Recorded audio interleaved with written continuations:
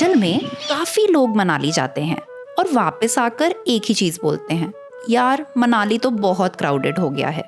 But उन्होंने ना हिमाचल का रियल साइड देखा ही नहीं है, क्योंकि मनाली से थोड़ा सा बाहर निकलते ही कुल्लू की एक बिल्कुल अलग साइड मिलती है, क्वाइट, ब्यूटीफुल और ऑनेस्टली काफ़ी अंडररेटेड।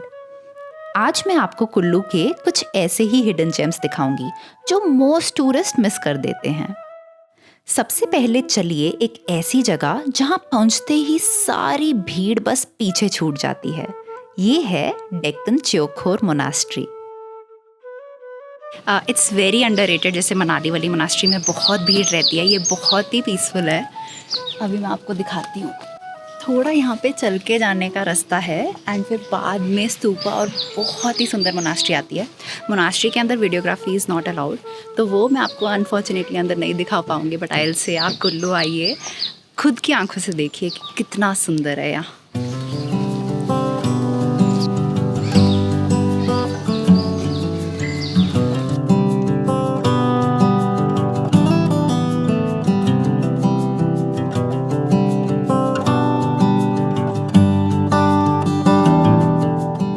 इस मोनास्ट्री की कंस्ट्रक्शन स्टार्ट हुई थी 2000s में एंड ऑलमोस्ट 18 साल की प्लानिंग और कंस्ट्रक्शन के बाद 1 अक्टूबर 2017 को इसका इनॉग्रेशन हुआ। और लोकेशन भी तो देखिए, एक हिल टॉप पर बना हुआ है जहाँ से पूरी कुल्लू वैली और सराउंडिंग हिमालयन माउंटेन्स का ब्यूटीफुल व्यू मिलता है। यहाँ का एटमॉस्फेयर इतना पीसफुल है कि आप बस कुछ देर चुपचाप बैठना चाहोगे। कलरफुल तिब्बतन आर्किटेक्चर, माउंटेन्स का बैकड्रॉप, प्रेयर फ्लैग्स और सबसे अच्छी बात, यहाँ वो टूरिस्टी क्योस ना बिल्कुल भी नहीं है। अगर आप हिमाचल में थोड़ा स्लो ट्रैवल करना चाहते हो तो इस जगह को डेफिनेटली अपनी लिस्ट में रखना।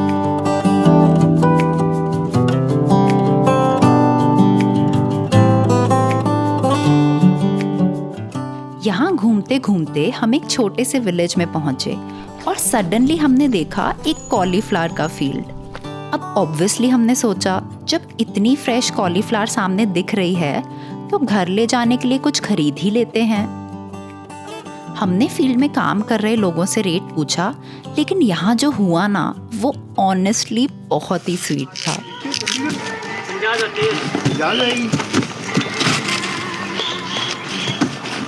एक फूल हमें भी दे दो, कितने पैसे? ले लो, ऐसे ही ले लो आप। नहीं यार, ऐसे नहीं। ऐसे लो गुलाब का। ऐसे क्या बात है, ऐसे लो। एक दो फूल ले लेंगे ना, कितने पैसे? हम पैसे देने की पूरी कोशिश कर रहे थे, बट उन्होंने ना पैसे लेने से ही मना कर दिया और हमें कॉलीफ्लावर्स फ्री में दे दिए। और अभी हम बस रैंडमली वॉक कर रहे थे और हमें गोभी का खेत दिख गया और यहाँ पे कह रहे हैं कि जितनी गोभी आपने ले जानी है ले जाओ फ्री में।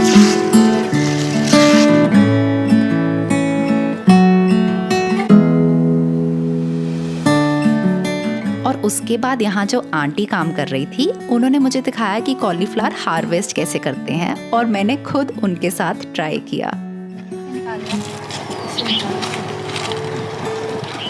यहाँ डाल के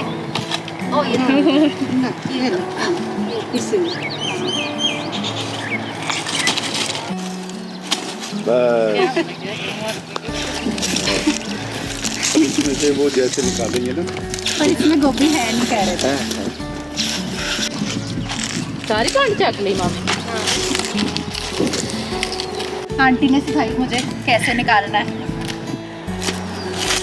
इसको मार मार के। Thank you aunty. और निकालो बेटा, ऊपर है ना गोभी, बड़े बड़े फूल मिलेंगे आपको, वहाँ से निकालो। ऑनेस्टली ये छोटा सा मोमेंट मेरे लिए पूरे ट्रिप का फेवरेट मेमोरीज में से एक बन गया, मेरी मेहनत का फल।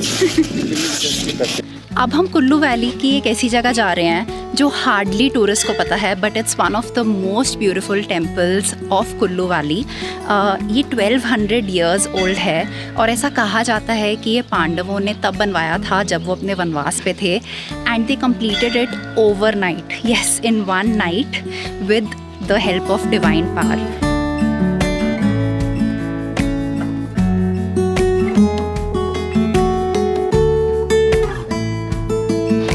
Hello everyone from Kullu. अभी यहाँ पे काफ़ी कड़ाकेदार धूप निकली हुई है, बट हम जा रहे हैं रोड ट्रिप पे to Naggar. Naggar is the Himachali town which still has that old Himachal charm. अभी I heard Naggar Castle is close, but we'll still explore the area around, because वहाँ पर अभी भी वो जो एक ओल्ड चार्म रहता है, पुराने पुराने घर रहते हैं, वो सब है। और एक कुल्लू और मनाली के बीच में पड़ता है, तो it's not even that far. चलो लेट्स गो। मनाली से सिर्फ अराउंड 20 से 25 किलोमीटर दूर ब्यास रिवर के ओवरलुकिंग एक पहाड़ी पर बसा हुआ है ये सुंदर सा विलेज। कभी ये कुल्लू किंगडम का कैपिटल हुआ करता था। इसी वजह से नगर में आपको काफ़ी हिस्टोरिकल टेम्पल्स और ओल्ड आर्किटेक्चर देखने को मिलता है। वहाँ तक जाने का सफ़र भी काफ़ी सीनिक है, और जैसे जैसे आप हाइट चढ़ते जाते हो, दूर में आपको बर्फ़ से कवर्ड सुंदर पहाड़ों का नज़ारा मिलता है। So finally we have reached Naggar. यहाँ पे एक्चुअली रास्ता काफ़ी तंग है, तो हमने पीछे कार पार्क करके now we are going to the Nicholas Roerich art gallery. It's a very famous art gallery, so let's see what we find there. 1923 में रशियन आर्टिस्ट और फिलोसोफर निकोलस रोरिक अपने परिवार के साथ इंडिया आए और नगर को ही अपना घर बना लिया। उन्होंने हिमालयाज़ में काफ़ी ट्रैवल किया, और फिर उन्हें हिमालयाज़ से इतनी फैसिनेशन हो गई कि उन्होंने इन माउंटेन्स को पेंट करना ऑलमोस्ट अपनी लाइफ का मिशन बना लिया। आज उनका फॉर्मर घर एक आर्ट गैलरी और म्यूज़ियम है। So this behind me is artist Ryorik's house. He was very famous. He had bought this house from the Maharaja of Mandi and restored it. So it's a 2-floor house. We can only see the rooms from outside, but still like the art that's in there, the paintings done by him, they are truly very unique and beautiful. And the whole house still has a very पुराने ज़माने का look, मतलब वो जो एक old world charm जिसे कहते हैं। वुडन फ्लोर, दीवारें अभी तक आप देख सकते हो पूरे पत्थर की हैं। It's very beautiful and I definitely recommend you coming here. यहाँ पे उनकी आर्ट गैलरी भी है, और अब हम वहाँ जाने लगे हैं। आर्ट गैलरी के अंदर वीडियो लेना अलाउड नहीं था, लेकिन सच में अगर आप एक माउंटेन लवर हो तो वो पेंटिंग्स देखकर आपके मुंह पे एक स्माइल ज़रूर आ जाएगी। कहा जाता है कि जब उन्होंने ये घर और यहाँ की सराउंडिंग माउंटेन्स देखे, उन्हें ये जगह इतनी ज़्यादा पसंद आई कि उन्होंने यहीं रहने का फैसला कर लिया। और ऑनेस्टली उनके घर के बाहर खड़े होकर जब आप ये माउंटेन्स देखते हो तो समझ आता है कि वो इतने ऑब्सेस्ड क्यों थे। He was a pretty famous artist. As we can see, he's got letters from Indira Gandhi, even Albert Einstein, Radha Krishnan. तो अब हम नेक्स्ट आने लगे हैं निकोलस रोरिक्स की समाधि में। काफ़ी नीचे जाके रास्ता, और ये क्यूटी यहाँ सोए पड़े हैं। गाइस, जो उनकी समाधि है वो तो आई थिंक काफ़ी ज़्यादा दूर है एंड काफ़ी ऊंचाई पे जाके है। हम अभी काफ़ी चल के आए हैं, बट अभी और काफ़ी नीचे जाना है। बट इतना दूर तक आ ही गए हैं, तो क्यों ना सब कुछ देख के ही जाए, राइट।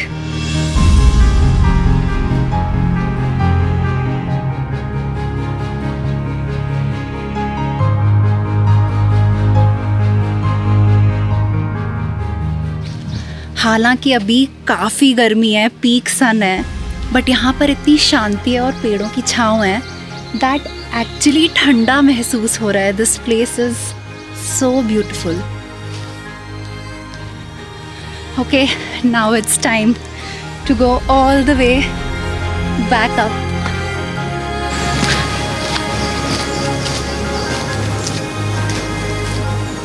So नगर कासल से कुछ ही दूरी वॉकिंग पे there is this beautiful ancient temple called Tripura माँ टेम्पल, जो कि आप मेरे पीछे देख सकते हो। एकदम जो नगर कासल का भी जो आर्किटेक्चर है, एकदम पुराना वुडन वाला, उसी स्टाइल में ये बना हुआ है। Looks very similar to Hadimba temple in Manali. Let's go. ये सिर्फ एक टूरिस्ट अट्रैक्शन नहीं है। त्रिपुरा माँ यहाँ की लोकल डाइटी हैं, और इस टेम्पल का यहाँ की लोकल कम्युनिटी के साथ काफ़ी डीप कनेक्शन है। ये टेम्पल ऑलमोस्ट कम्प्लीटली देवदार वुड से बना हुआ है। यहाँ की वुडन कंस्ट्रक्शन सिर्फ ब्यूटीफुल ही नहीं है, लेकिन बहुत सोच समझ कर बनाई गई है। ट्रेडिशनल आर्किटेक्चर में जो ये वुडन स्लैब्स यूज़ किए गए हैं, वो स्ट्रक्चर को अर्थक्वेक से भी बचाता है। और नगर में मुझे ये चीज़ सबसे ब्यूटीफुल लगी।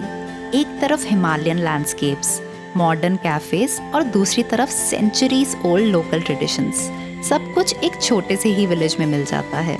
उस लंच के लिए हमने ये जगह चेकलिस्ट करी हुई थी।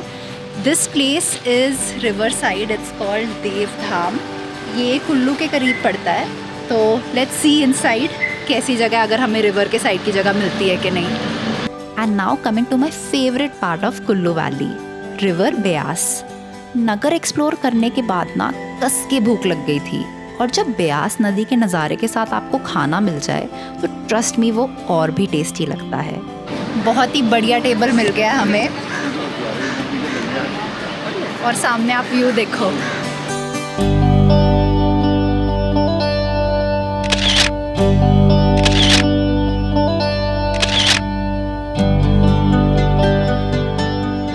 पेट पूजा करने के बाद हम रिवर साइड पर थोड़ी देर पैर डुबाकर बैठे। बेस्ट पार्ट इज हिमाचल की रिवर्स का पानी बहुत ठंडा होता है, क्योंकि ये बर्फ से मेल्ट होकर आता है। पूरे दिन की सारी थकावट दूर हो गई। इस स्पॉट पर एक्चुअली रिवर राफ्टिंग भी होती है, तो अगर आप एक एडवेंचरस सोल हो, you can give it a try. तो नेक्स्ट टाइम जब कोई बोले यार मनाली तो बहुत क्राउडेड हो गया है, वहाँ जाने का क्या ही पॉइंट है, उन्हें बोलना अरे यार मनाली के बियॉन्ड देखो।